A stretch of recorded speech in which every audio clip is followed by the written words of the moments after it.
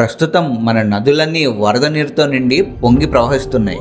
సరిగ్గా ఇట్లాంటి టైంలోనే వరద నీరు క్వాంటిటీని ప్రాపర్గా మెజర్ చేయడానికి మనం ఎక్కువగా టీఎంసీ అండ్ క్యూసెక్ అనే పదాలను ఎక్కువగా వాడుతూ ఉంటాం. నిజంగా వీటి గురించి చాలా మందికి తెలియదు.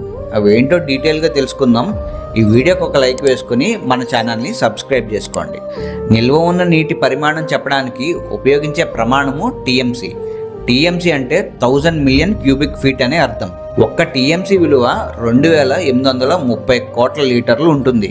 క్యూసెక్ అనేది నీటి ప్రవాహ వేగాన్ని కొలిచే ప్రమాణం. ఇది ఒక నిర్దిష్ట సమయంలో ఒక నది లేదా కాలువ గుండా ప్రవహించే నీటి వేగాన్ని లేదా పరిమాణాన్ని కొలవడానికి ఉపయోగించే యూనిట్. దీని విలువ సెకనుకు 28 లీటర్లు ఉంటుంది.